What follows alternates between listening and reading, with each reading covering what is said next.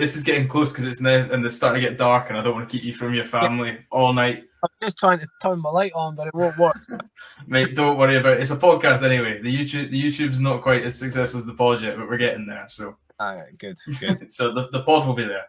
Right, so the last section is under the team bus. You can tell this is very much based on a rugby phrase and terminology, but as we've pointed across today, the jockey collective is a very strong group of people, and it is very much a team effort, although you're all against each other.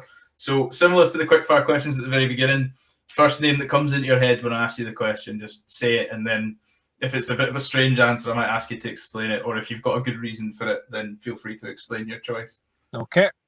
Right. First one, most determined jockey. Who's the most almost angry, bit between their teeth when they get on the horse? Brian Hughes. I can imagine that. I can completely understand that. Yeah. Who's the biggest practical joker in the weighing room? Ross Chapman. What have I written there?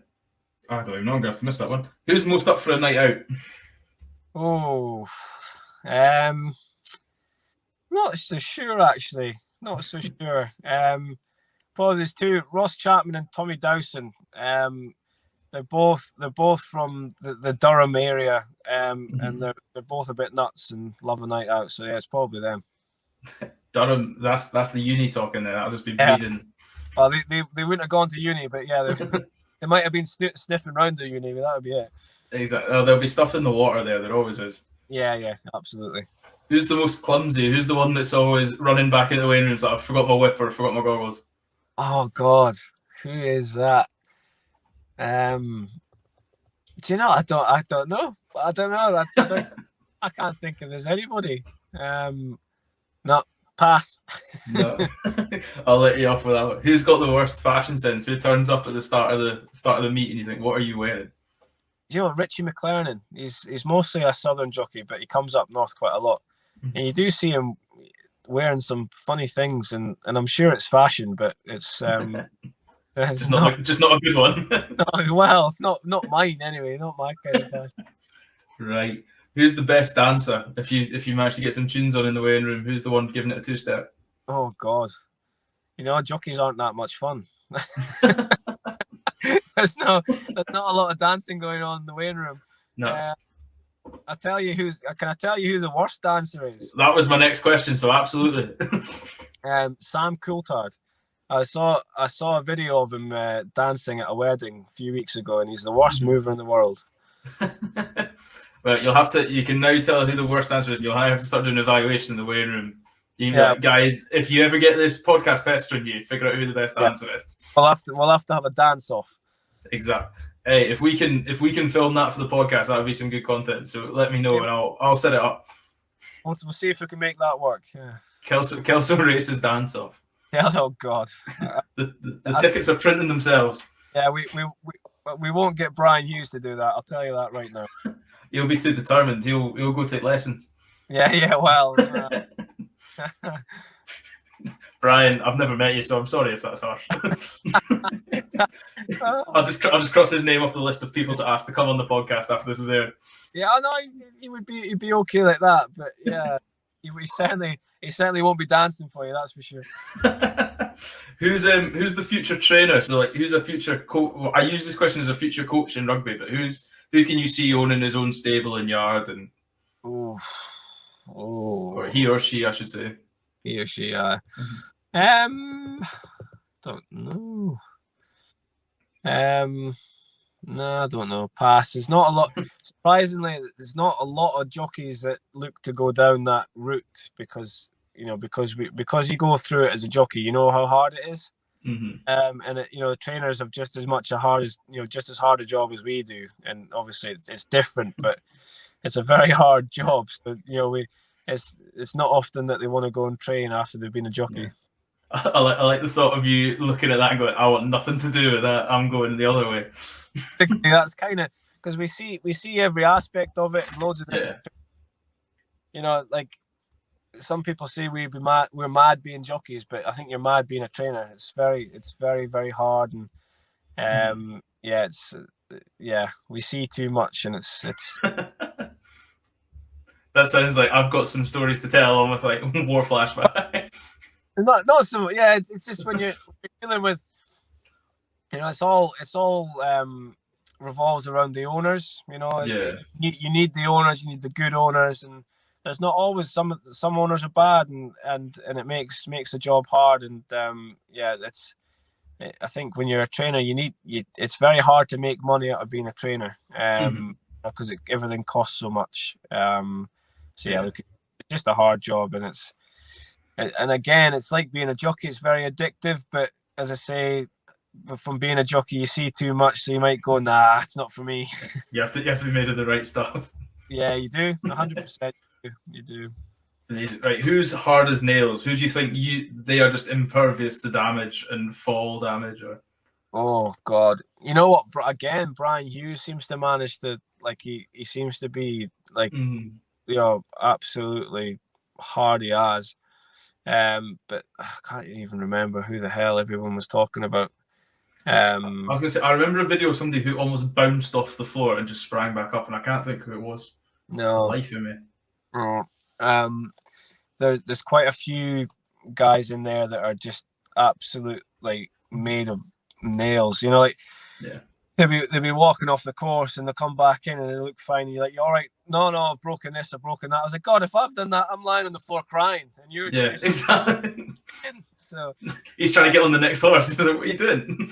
Like, let me ride. And they're like, no, your arm's hanging off. And like, no, I'm fine. And it's just, I'd like to think, obviously, as a jockey, your pain threshold is quite high. Like, I like to think mine is, but there are some guys that go above and beyond, and you're just, they're absolutely mad. But yeah, my brain stopped working, unfortunately. I can't think, but they are there. There are a few lads that are like that. So. Exactly. Who's the most natural at one with the horses? So when you think of a job, who do you think just almost has a spiritual connection with the horses? Yeah, natural horseman. Oh God. These aren't definitely not quick fire. God, I need time to think about these ones. I'd rather that, because it means it's a proper answer. It's not just a cop out going AP McCoy, Rachel Blackmore. Just list off the names. List off the names. God, who the hell? Do you know who I think is very, very good? Is Harry Cobden. I can understand that. Yeah.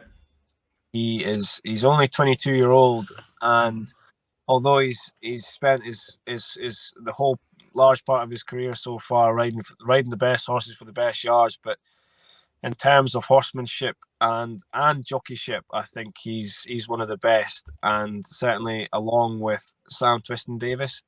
I think it's very hard to find a jockey that is both a jockey and a horseman. Sometimes you get a jockey that's a horseman but not a real jockey. It's hard to explain that side, but some I should say some riders are jockeys rather than horsemen, and some are horsemen rather than jockeys.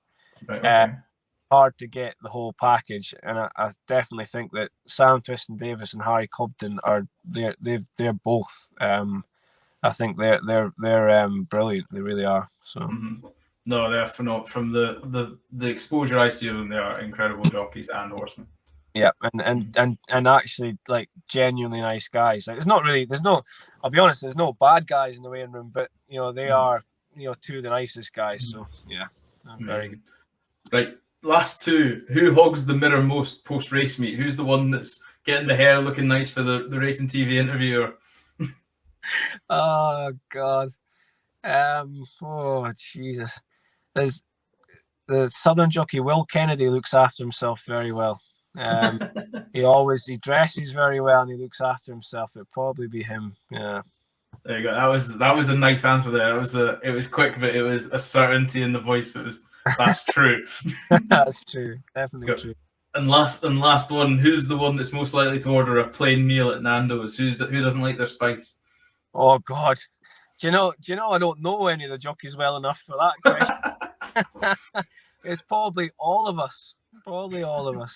Just short and sweet. Give us the chicken and rice and get out. We can't really, we can't really enjoy ourselves that much. So just keep it plain. Keep it plain and simple. That's a nice media answer to finish yourself off there. Yeah. Right, Ryan. Go home question. You've got 3 cheesy pop songs to get a room ready for a night out. What 3 cheesy pop songs are you going for? I don't know if you see, I was struggling with 3. I've got 2. That's fine. That's fine. If they're crackers, that's all you need. Well, my go-to is I don't know if it's cheesy, but LMFAO Party Rockers is. That's pretty cheesy. There you go. That is my tune, and I swear to this day that I can do the shuffle, but I can't. I really can't. When I see the videos, and you didn't answer yourself a best answer with a quote like that. I can't put myself down. So I swear I can do it. I really can't. And Dolly Parton, 9 to 5, amazing, great song. As a little bit of an insider, you are set for this wedding tomorrow. If the DJ doesn't show up and you just play those first 2, you could play whatever you want for the rest of the night, and you'll be everybody's favorite. I'll be everybody's favorite. Yeah, I mean, they're top tunes. They should be on everyone's playlist. Exactly. And have you thought of a possible third song, or are you just going to stick with the 2 in the confidence? I actually I love my music, but you know when you ask for like the top 3, yes, I do. Like genuinely, they are the only top 2. Like I love a lot of songs, but like they are just, I can't even think of another one that I would choose that was a cheesy pop song like that. I'm more into I like a lot of dance and a lot of classics, so they're not really very cheesy. So well, I'd be pretty confident with those 2 that they'll go high up the leaderboard anyway. We're about to a little insight for you. We're about to start a leaderboard now that we've got 10 or 12, and we can start ranking them fairly. So they've got to be the top 2.